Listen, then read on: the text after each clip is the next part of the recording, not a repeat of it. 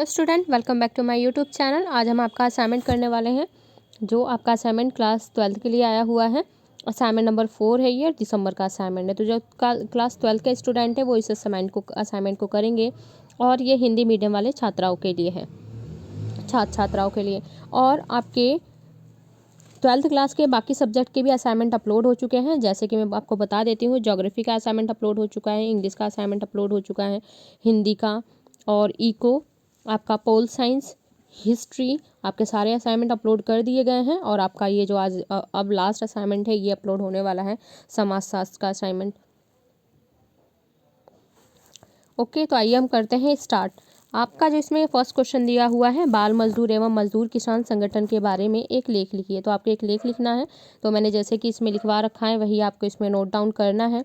तो अगर आप मेरे चैनल पर नए हैं तो बच्चों प्लीज़ चैनल को सब्सक्राइब कर दो, वीडियो को लाइक कर दो, अपने दोस्तों के साथ भी इसे शेयर करो ताकि वो भी जल्दी से जल्दी असाइनमेंट को कंप्लीट करके इसको अपनी टीचर्स को भेज सकें। तो इसमें मैंने एक एक चीज़ आपको लिखवा रखी है, प्लस मैं साथ के साथ समझाऊंगी। विश्व बाल श्रम निषेध की शुरुआत अंतर्राष्ट्रीय श्रम संगठन द्वारा कब की गई थी? 2002 में की गई थी। तो बच्चों, ये अंतर्राष्ट्रीय श्रम संगठन एक संस्था है। इस दिवस के आयोजन का मुख्य उद्देश्य बाल श्रम यानी कि जो बच्चों से काम करवाया जाता है कि वैश्विक स्थिति पर ध्यान केंद्रित करना, बाल श्रमिकों को पूरी तरह से समाप्त करने के लिए आवश्यक प्रयास करना है। तो जो बाल श्रमिक होते हैं उनसे जो कार्य कराए जाते हैं उनको बिल्कुल खत्म कर देना। तो प्रत्येक वर्ष 12 जून को विश्व में बाल श्रमिकों की दुर्दशा को उजागर करने के लिए सरकारी नियोक्ता यहाँ पे आएगा तो पे आकर डंडा ओ, इस तरीके से लिखना है। नियोक्ताओं और श्रमिक संगठनों, नागरिक समाज के साथ साथ दुनिया भर के लाखों लोगों को एक साथ लाने के लिए इस दिवस का इस पे आयोजन किया जाता है। यानी कि बाल श्रमिक यानी कि जो छोटे बच्चे होते हैं, 18 साल से कम उम्र के बच्चे जिनसे कार्य करवाया जाता है उन्हें ही बाल श्रम कहा जाता है। तो इस पे ही ध्यान फोकस करने के लिए कि छोटे बच्चों से ऐसे कार्य ना कराया जाए, क्योंकि उनका ये टाइम पढ़ने के लिए होता है। तो इसमें आपका देखो प्रश्न नंबर 2 है, पंचायती राज के आदर्शों का संक्षेप में वर्णन कीजिए। तो लोकतांत्रिक देशों की सबसे बड़ी चुनौती रही है कि कैसे प्रत्येक निर्णय में जनता की सहभागिता को बढ़ाया जाए, जिससे आगे हम पढ़ते हैं इसको, आप नोट करते जाओ, साथ के साथ इसे नोट करते रहो, जिससे वे अपने विकास का रास्ता खुद तय कर सकें। इसी उद्देश्य को बढ़ावा देने के लिए सत्ता का विकेंद्रीकरण की बात की गई है। विकेंद्रीकरण वो होता है कि कानून किसी एक के पास ना हो के कानून का बंटवारा, पर्टिकुलर क्या होता है, कानून का बंटवारा होता है, जिसे गांव में व्याप्त समस्याओं को केंद्रीय स्तर पे हल नहीं किया जा सकता, क्योंकि एक ही सरकार जो केंद्र लेवल पे, जैसे इस टाइम बीजेपी की सरकार है, तो नरेंद्र मोदी एकदम से इतने सारे गांव में, इतना बड़ा भारत देश है, नहीं देख सकते। तो इन समस्याओं को विकेंद्रीकरण के माध्यम से हल किया जा सकता है, जिसका सबसे अच्छा माध्यम है ग्राम सभाएं हो सकती है। तो ऐसे ही अलग अलग गाँव में जो ग्राम सभाएँ हैं, ग्राम पंचायत है, तो बैठ कर हल नहीं किया जा सकता। इन समस्याओं को विकेंद्रीकरण के माध्यम से ही हल किया जा सकता है, जिसका सबसे अच्छा जो माध्यम है ग्राम सभाएं, यानी कि ग्राम पंचायत जो होती है बच्चों, उसी का ही एक पार्ट आपका ग्राम सभाएं हैं। इसमें गांव के लोग बैठ जाते हैं, जो छोटे छोटे मसलों होते हैं उनको वो हल करते हैं। क्योंकि हमारा देश काफ़ी बड़ा है, देश की जनसंख्या काफ़ी ज़्यादा है, इसलिए शक्ति का विकेंद्रीकरण होना बहुत ज़रूरी है। नहीं तो ऐसे अगर शक्ति का विकेंद्रीकरण नहीं होता तो लोगों को न्याय भी नहीं मिल पाता। संस्कृति पर भूमंडलीकरण के प्रभाव की संक्षेप में व्याख्या कीजिए। तो संस्कृति पर भूमंडली का प्रभाव किस प्रकार से पड़ता है? संस्कृति यानी कि जो हमारे भारत की संस्कृति है, भूमंडलीकरण से पहले भारतीय परिवार का आकार बड़ा हुआ करता था, परंतु आज भारत में परिवार छोटे होते चले जा रहे हैं। पहले जो परिवार का आकार बहुत बड़ा बड़ा होता था, बट अब हम दो हमारे दो, इस तरीके से परिवार का आकार छोटा होता चला जा रहा है। आज भारतीय संस्कृति पोशाकों के बदले विदेशी पोशाकों का चयन कर रही है। तो देख सकते हो विदेशी पोशाक, जीन्स, शॉर्ट्स वगैरह पहनना, तो ये सारे के सारे क्या हैं, विदेशी पोशाक ही हैं। कृषि प्रधान देश भारत में विदेशी उद्योगों से अपनी जड़ फैला दिया है। देश और लोगों के बीच व्यापार, निवेश, यात्रा, लोक संस्कृति और अन्य प्रकार के नियमों से अंतःक्रिया भूमंडलीकरण की दिशा में एक कदम है। तो भूमंडलीकरण से क्या हुआ है, लोगों के एक दूसरे से जो विचारों का आदान प्रदान भी हुआ है, और जो बाहर की चीज़ें हैं, जो बाहर का कल्चर है, जो संस्कृति है, वो हम धीरे धीरे अपनाते जा रहे हैं। जो पहले आपका जो इसमें आपने पढ़ा है कि परिवार का आकार बड़ा होता था, तो अब क्या है, परिवार का आकार छोटा होता चला जा रहा है। आगे जो इसमें आपका क्वेश्चन है, भूस्थानीकरण से आप क्या समझते हैं? तो भूस्थानीकरण, ये बच्चों इसमें मिस्टेक है, यही वाला यहाँ नीचे आएगा, लिख लो आप। भूस्थानीकरण का आशय ऐसी अवधारणा से है जिसके अंतर्गत स्थानीय संस्कृति की विशेषता वैश्विक विशेषताओं के साथ मिश्रित हो जाती है। हाल में यहाँ पे आपका भूस्थानीकरण की प्रवृत्ति को बढ़ोतरी देखने को मिलती है। इस संदर्भ में यह भी दावा किया जा रहा है कि एक समय के बाद सभी संस्कृतियों में घुल मिलकर एक हो जाएंगी और जो भूमंडलीकरण की, यह बच्चों यही है आपका भूस्थानीकरण, जो भूस्थानीकरण ही यहाँ पे आएगा, सेम है, ये टाइपिंग मिस्टेक हो गई है। भूस्थानीकरण की प्रक्रिया को भूमंडलीकरण द्वारा उत्पन्न वाणिज्य गतिविधियों और भारतीय संस्कृति के खुलेपन के संदर्भ में देखा जा सकता है।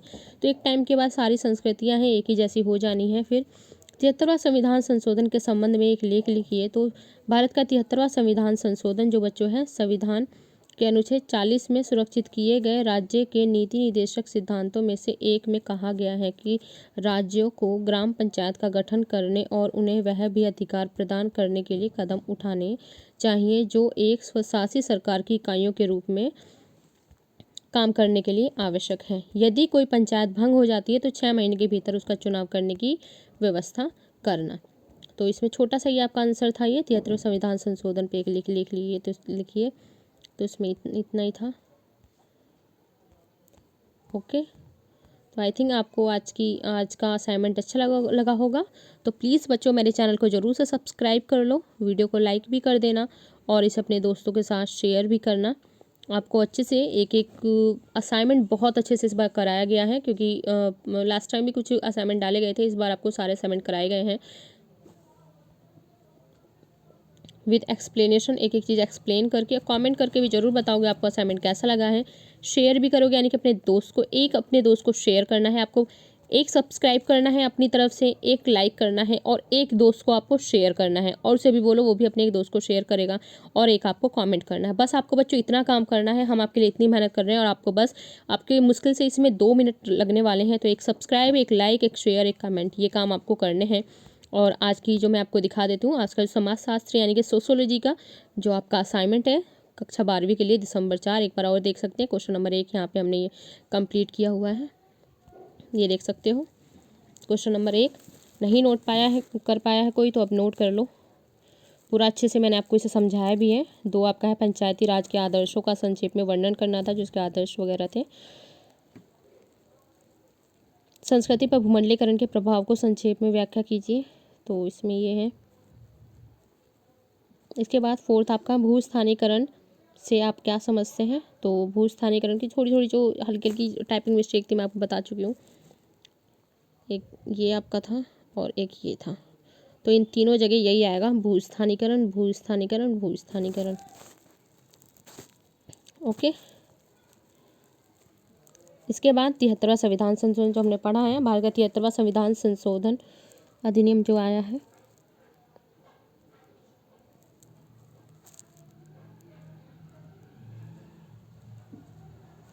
मतलब ये कहा गया था इसमें कि ग्राम पंचायत का गठन हो। 73वां संविधान संशोधन कहता है एक ग्राम पंचायत का गठन होना चाहिए। अगर कोई पंचायत भंग हो गई, मान लीजिए कोई पंचायत भंग हो गई, वहाँ पे अब कोई नहीं है वहाँ पे शासन करने वाला, यानी कि जो सुनने वाला, तो 6 महीने के अंदर अंदर उसका चुनाव हो जाना चाहिए, विद इन 6 मंथ। ज़्यादा डिले नहीं होना चाहिए, क्योंकि इससे काफ़ी प्रॉब्लम भी होती है।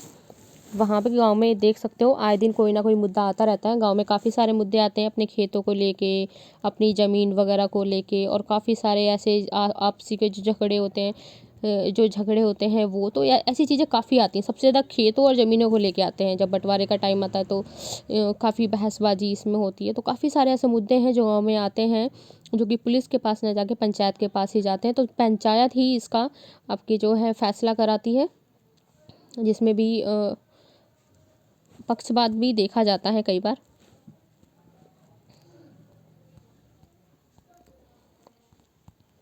तो आप इसे नोट करें, और बाकी सारे भी आपके सब्जेक्ट के असाइनमेंट अपलोड है, उसे जाके ज़रूर देखें।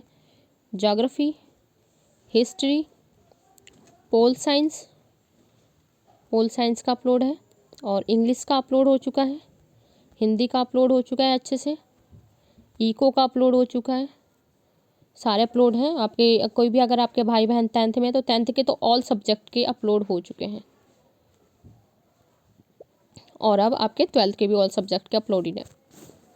तो मिलेंगे नेक्स्ट वीडियो में नेक्स्ट असाइनमेंट के साथ। तो चैनल को सब्सक्राइब कर लो ताकि नेक्स्ट टाइम जब भी असाइनमेंट आए तो आपको फटाफट सबसे पहले हम प्रोवाइड कराएंगे। सीजी बोर्ड से रिलेटेड जो भी इन्फॉर्मेशन होगी आपको सबसे पहले दी जाएगी। सिलेबस से रिलेटेड जो भी होगा, एग्जाम से रिलेटेड कब एग्जाम होंगे, बोर्ड के एग्जाम जब भी आपके होंगे, सब आपको पहले प्रोवाइड कराया जाएगा। तो मिलेंगे नेक्स्ट वीडियो में। Okay, thank you.